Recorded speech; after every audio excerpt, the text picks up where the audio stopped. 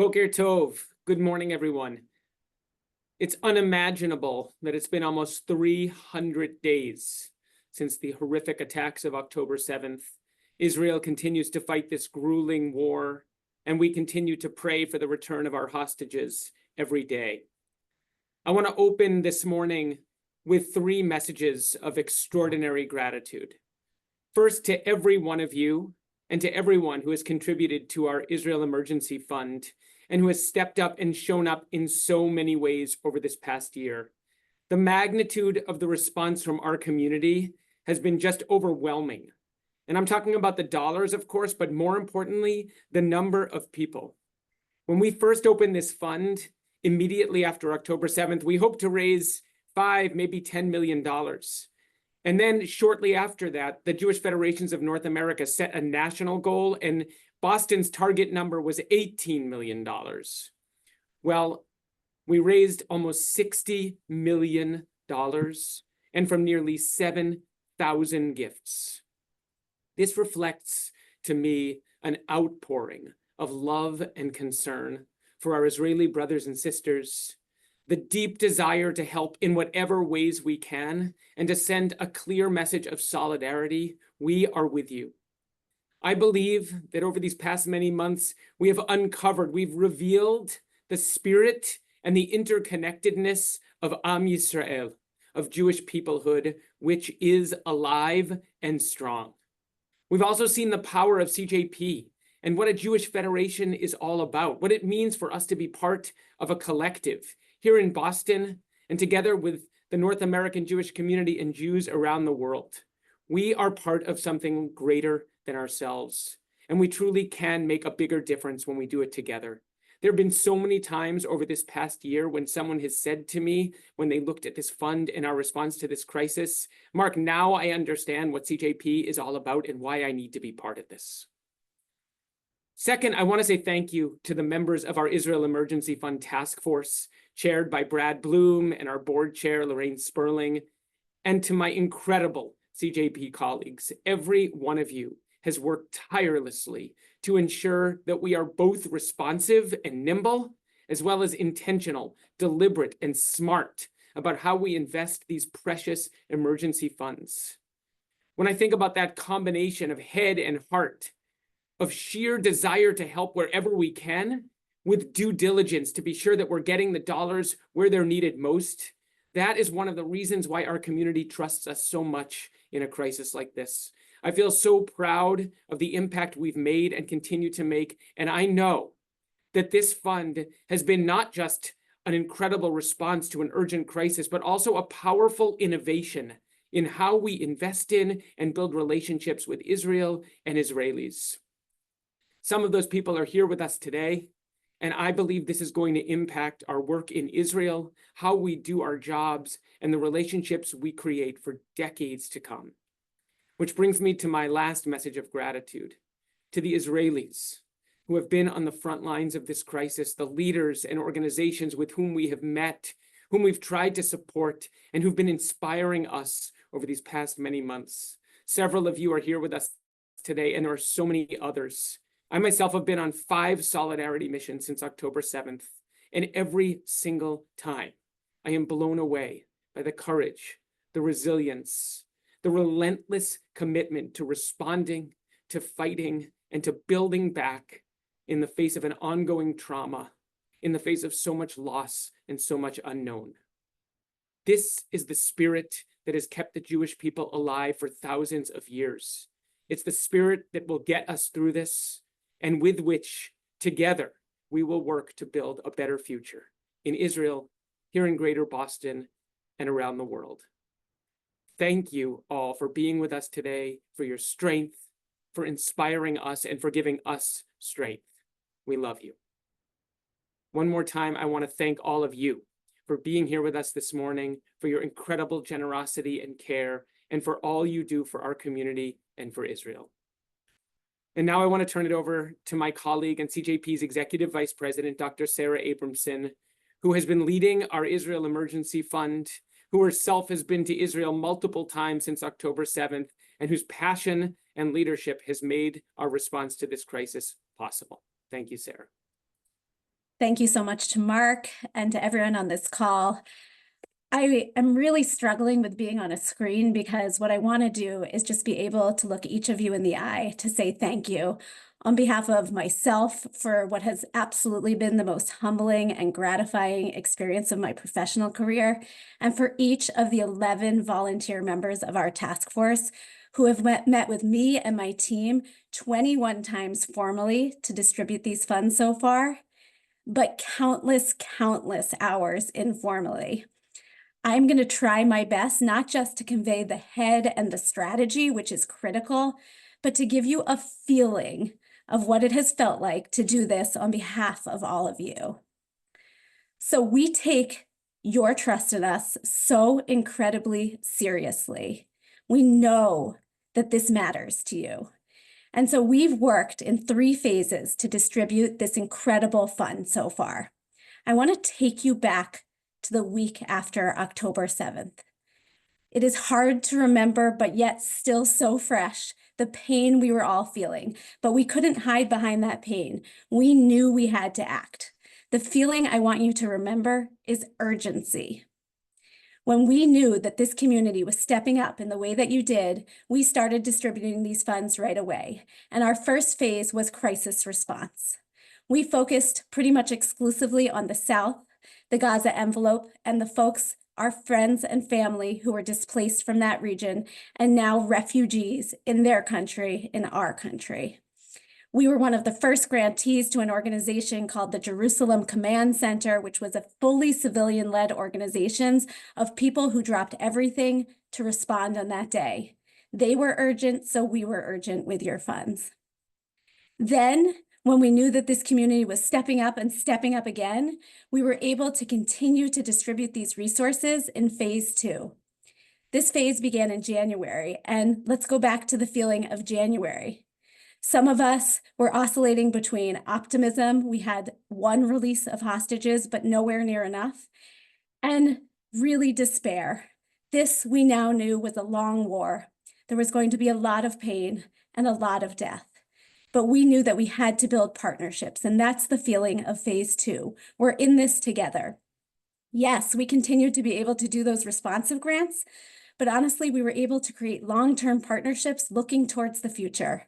One of the things I'm most proud of in that phase is partnering on a loan fund for small business holders and understanding that children had not been in school for months. We were able to partner with an organization to fill the educational gaps. This is the pain of today, but we have to remember the promise of tomorrow and be doing both of those things. And now, again, this community stepped up and up and up, and we're at $60 million, and we're able to continue this work into phase 3. It is a stacked tier. Yes, we're meeting urgent needs. Yes, we're continuing to invest in those partnerships, but the feeling today is of commitment.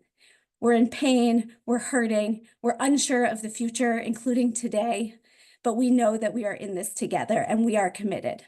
We are looking at long-term impacts, systemic change.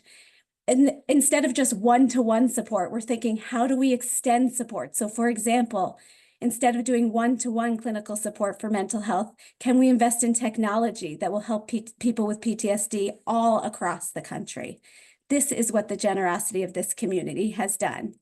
We've done all of this with Israeli voices front and center. We've done all of this with rubrics, decision-making, hard conversations. But I really feel, and this is what I would say to you if we were in person, you gave us these resources out of heart. You trust us because you know that we are committed to our homeland and to ensuring that we can look our next generation in the eyes and say we did everything we can. Every single meeting of this task force has begun with a presentation from Israelis who dropped everything on 10/7. Every single presentation has remembered the hostages who have yet to come home. Over 1,000 people were killed on 10/7. So many more continue to die, and we have 115 people that we wait every day to come home from on your behalf. You gave us these resources because you trust us, you trust our love of Israel, and that you know that we can connect with everyday heroes like the ones we're about to meet. In this grant, not only have we worked in phases in this grant pool, we've also focused on key particular areas.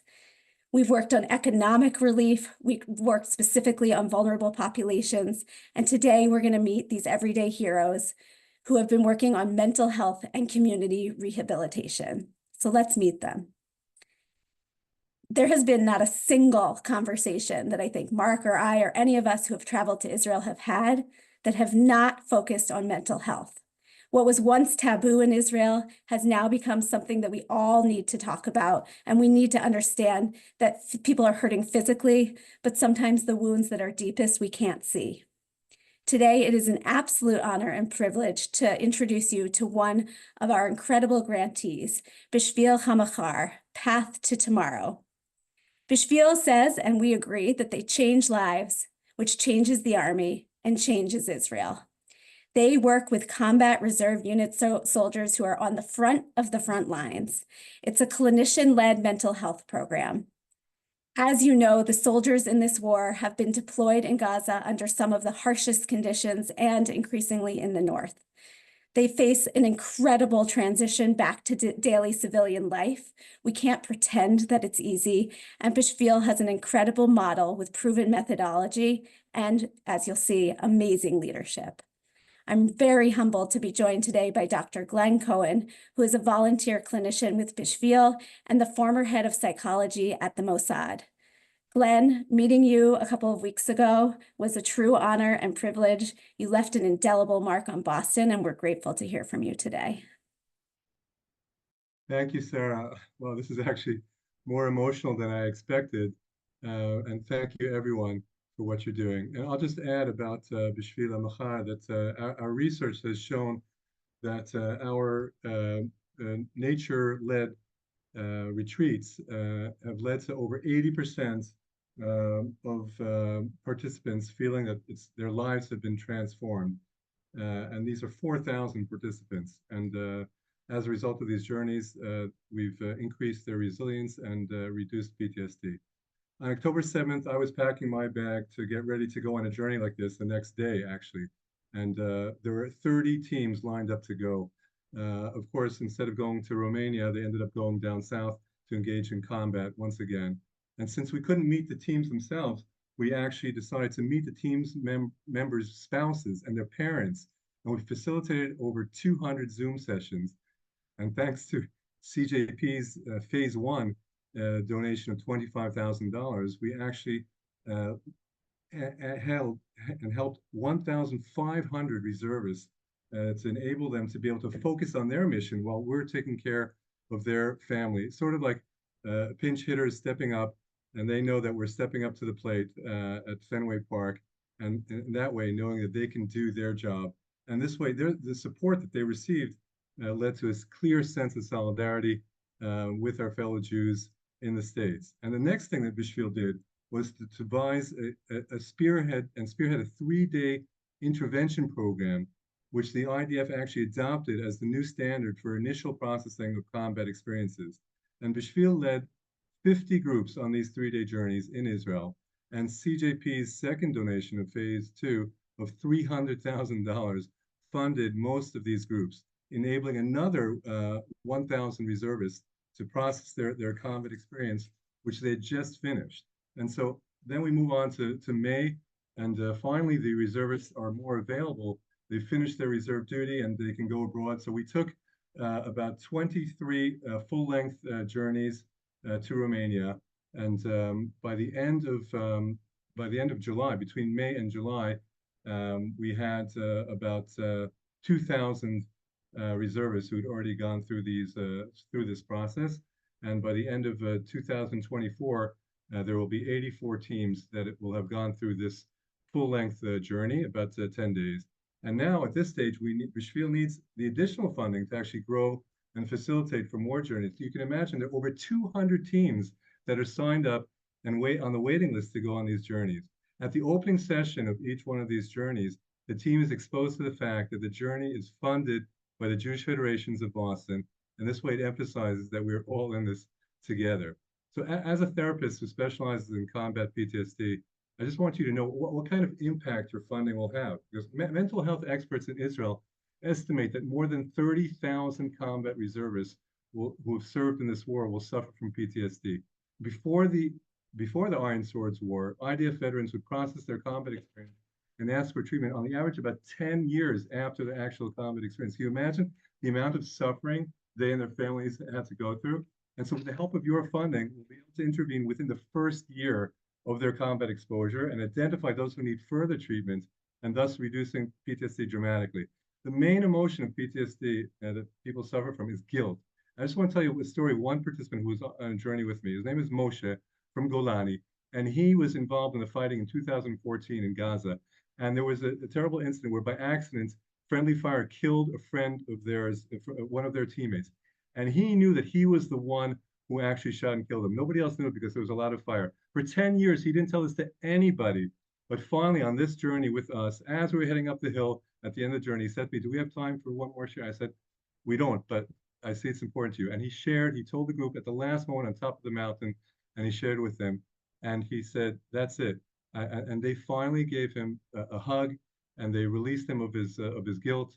And we finished with a team hug. And he came down a different person. Before that, he was addicted to marijuana and got divorced. He get back from this journey, and he kicked his habit, got together with his wife, and held a job. And this is an example of how your contribution not only helps these specific people and their teams, but since their reservists have families and kids, so every time you help one of these people, it's actually changing not only their lives, but having a profound impact on Israeli society as a whole.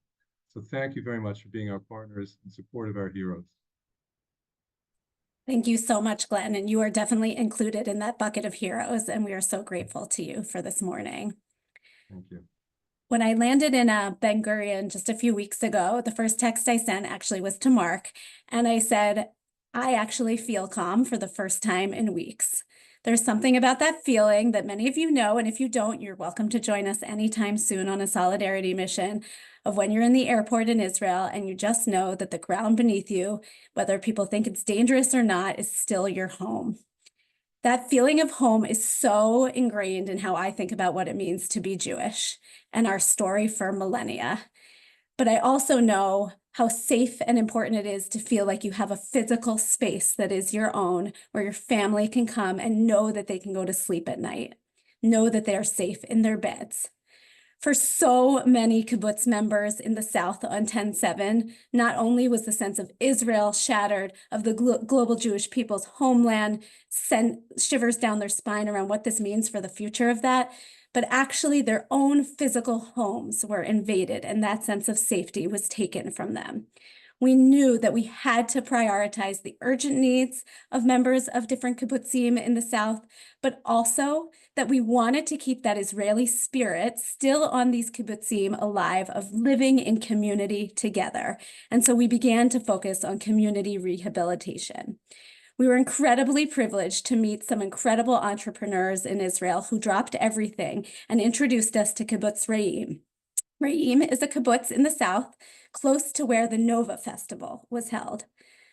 While many, many people were injured, fighting, and taken on that day, over 430 members of Kibbutz Re'im survived, thank God.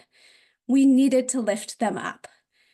We became the first emergency fund in the country to make a grant of $1 million to a specific kibbutz, which allowed them to move to a place they, as you will hear, never thought they would be living, 2 vertical towers that we call vertical kibbutzim in Tel Aviv, where it allowed them to stay together and live autonomously in a space that maybe they wouldn't have chosen as their first place, but they knew that they could begin to rebuild their lives. As part of that journey, we've been able to meet Zohar Mizrahi, who's going to join us today. She is a leader of Kibbutz Re'im. When I met her for the first time, she won't remember this, but I actually came away from that and said to her, "You're somebody that I wish I'd never met. There's really no reason that we should have met. But when you do meet her, you know that she is a person that changes every life that she touches." And we're so grateful, Zohar, to have you with us today to tell a little bit of your story. Thank you. Thank you, Sarah, for your kind words, and thank you, everyone. Kibbutz Re'im is a small, medium community located right in the center of the Gaza envelope. And We came out of October 7th wounded, broken. We lost 11 members of our community. We had people kidnapped, families who were broken apart, and most of all, we felt alone. We felt abandoned by our government, by our army, and the sense of solitude was overwhelming, and the sorrow was overcoming all of us. We came to Eilat, where we were evacuated to, and then started to get reacclaimed, to come together. Lucky for us, we are a strong community, we're a resilient community, but the biggest luck and the biggest light of this terrible darkness that was all around us were the people of Israel and the people of the Jewish world, which you were the first to reach out your hand and say, you're not alone, we have your back. And that is, it's difficult to put into words what that made us feel like, because we lost the ground from beneath our feet, and you put it back. You gave us a place, you allowed us to have a place where we could temporarily move into. Again, like as Sarah said, it's not ideal. It's not what we are used to on the 10th floor in an apartment building in South Tel Aviv, but we're together and the community is together and we are strengthening each other, and we're looking forward. We are rehabilitating slowly. It will take time. We need the hostages back before we can complete this process, but we're on our way. And knowing that you are there for us and you were there from the very first moment was so significant. And I keep saying that on October 7th, we lost people and we were reduced in numbers. But ever since the next day, we've grown, and I see all the people in Boston, in the CJP, as members of our community now, members of our family. And I want you all to know that you have a home here, whether if it's in Tel Aviv where we are right now, or in Re'im where I am right now, lucky for me. But I'm going back in a few minutes. You have a home here in Re'im, and you have a family here in Re'im who appreciates you and thanks you tremendously. We hope we have good news soon, and we have this is a long-term relationship, and Mishpucha does stick together. Thank you so much.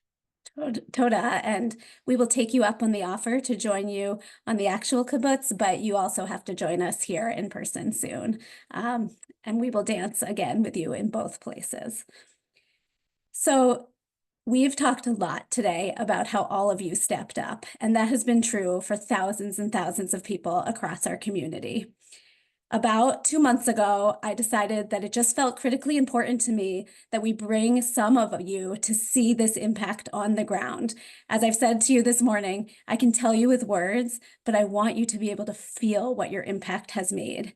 And as usual, one of our incredible board members, Zach Wainwright, was one of the first to say, Hineni, here I am, we're going. Zach came with us on our first ever CJP innovation mission, looking at some of the most incredible entrepreneurial endeavors in Israel right now who wanted to be or are members of our grant pool and fund. And Zach is going to share a little bit about his experience meeting these grantees on the ground before he introduces the Hostage Forum, who will close us out today. I'm honored and humbled to be speaking with all of you today. Just like many of you, I'm sure, I've spent the last 10 months in somewhat of a trance, oscillating between despair and kind of a sort of numbness with no clear path to make a difference. So when Sarah invited me to join the innovation mission, it was the easiest yes. And I'm so thankful I did, because it reignited my spark of hope and gave me a renewed sense of purpose. Despite only being 3 short days, it might have been some of the most impactful 3 days I've spent in Israel to date. We bore witness to unbelievable tragedy and unbelievable resiliency of the Jewish people and of Israel. We met people who put lucrative careers on hold to start nonprofits to fill the many cracks and wounds that have opened since October 7th. We met a founder of a nonprofit that loaded up his car on October 8th, drove down to Eilat to provide trauma healing services for victims and displaced communities, not seeing his own wife and son for over 3 months in the process. We met nonprofits executives who took short leave from military service in Gaza to come pitch us their organization before returning back to the front lines. We heard stories of true heroes that ran into fire on October 7th to save lives, not knowing whether they would live or not, and not knowing if any reinforcements were coming to have their back. The Israel Emergency Fund and this trip reminded me of the power we have to help, even from afar. These people ran into fire without knowing what came next, and the Emergency Fund is our way of saying, we have your back. This trip also reminded me of the amazing power of being part of CJP to affect positive change. The problems of the last 10 months are too big for any one individual to solve and too important to not be supported by the whole community. CJP's emergency fund gives us all the power to do our part to serve the collective good. We heard from so many grant recipients on this trip just how important CJP's investment and leadership played. One recipient told us, CJP was our seed funders that unlocked our potential. Another, that CJP is more than just a funder to us.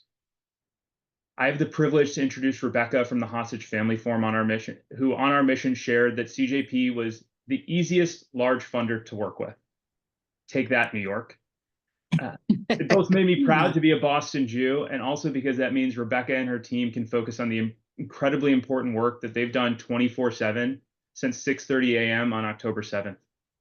And with that, I'm excited to introduce Rebecca from the Hostage Family Forum. You've seen the flyers, the rallies, the advocacy around the world, but this group is so much more than that. They are with these families day in and day out to provide whatever is needed to navigate these trying times. And Rebecca is joined today by one of those families, Malki Shem Tov, father of Omer, who still remains in Gaza at this moment. Rebecca, Malki, we stand here with you in solidarity, and I welcome you to the stage. Thank you so much. We really, really appreciate both the introduction and the friendship. And I will reiterate, without mentioning any other funders, that Boston and CJP was hands down the most easy and generous funder that we have worked with, and it has been repeated to me by the entire finance team. So it's not just my opinion. So thank you from the bottom of all of our hearts. I will say a few words about the Hostage and Missing Families Forum, just in case people haven't heard it yet. It was formed immediately after October 7th by Malki Shem Tov, who is on this call today, and the father of Omer Shem Tov, who came together with a number of people that had negotiated the release of Gilad Shalit years prior. And together with those people, Malki had the wherewithal to make every effort to look for his son on his own, and quickly called volunteers and people that he knew would be able to support him. And the team grew organically from 10 people to over 2,000 volunteers today. We are almost 10 months in. We're in the fourth quarter. We have moved about 90 people over to a paid structure, so they are able to continue and help support the families of the hostages. We are located in a building in central Tel Aviv. We hold 5 floors of a building that was donated to us by a tech leader here in cybersecurity called Checkpoint. We provide them with advocacy and diplomacy and public relations and international legal support and mental health and medical health and financial support, just as some of our pillars of activity. They're divided into advocacy and family services, and Boston is a pillar donor to all family services and delegation expenses. We wouldn't be able to do what we do without you, honestly. I do want to say that we support the second and third circles of families as well. So the fact that you meet Malky, the founder, is one thing, but National Insurance supports the families to some degree, and we are able to support them further and the efforts of advocacy. But there are second and third circles where family members who see absolutely zero support, who have suspended their lives since the 8th of October and do absolutely nothing else than to advocate and delegate and travel delegations and meet people and tell their story and ask for support and so on and so forth. And so that is something that we do uniquely. And again, that is what CJP has jumped on board to support and provide all kinds of assistance to cousins and grandchildren and step parents and unmarried partners and so on. Now we are at a position that we have 21 nationalities still held in Gaza. We have 115 people held, of whom we are not giving up on and whose time is running out. And we are literally working around the clock 24 hours a day with everyone that we can in Israel and abroad to make certain that that is not forgotten, that these families are supported, and that all citizens return to their homes and to their loved ones as quickly as possible. With that, I would like to say one more thing. I didn't know how important summer camp was until CJP encouraged us to take a leap of faith and send young people to these summer camps in the United States and funded their travel and funded their stay. And apparently it was the biggest success of the summer because 37 children, people between the ages of 12 and 18 who are first or second or third circle family members to a hostage were able to go to the United States and integrate in summer camp and experience freedom and relief for the first time since the 7th of October. So we want to say thank you for that as well. It is remarkable, the change and the effect that it has had on the young people. With that, I would like to introduce Malky Shem Tov to say a few words about building the forum, about your support and what it means to him, and about Omer Shem Tov, his son. Malky, the floor is yours.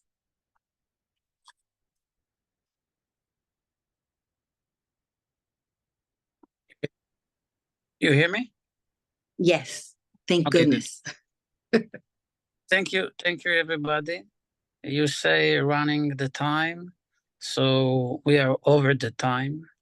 I'm Malky. I'm the father of Omer Shem Tov. You can see he's actually with me almost 300 days.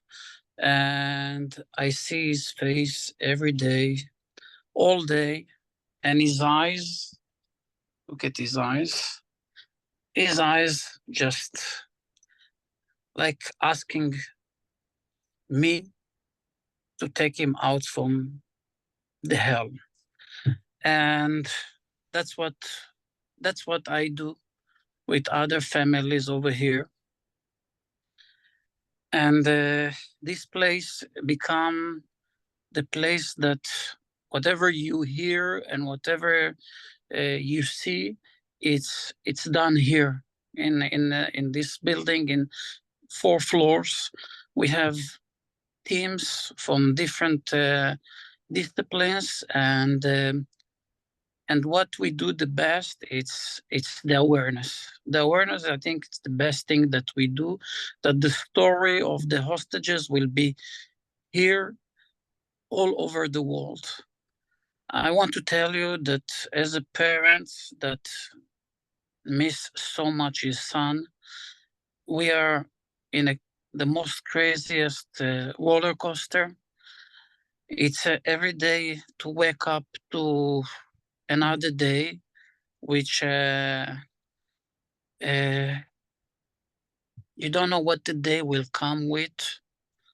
And the news are like chasing each other. And I guess you hear all the news in the last night, from the last night. We are very worried about that. We don't know what will be the results about that. But this place is really keeping us as families like the head above the water. That's the place that keep us keep doing everything in order to release the hostages. And in this opportunity, I want very much to thank you for your support, helping us to raise the voices of the hostages that will be here all over. And without you guys, it will be like, I say that we are in a mission of our life. And with you guys, this mission become more easy. So thank you very much. And in the name of all the families, I really, there's no word to express it. And I'm really excited that people that all over the world that they don't know us, but they just support us. So thank you very much. Thank you.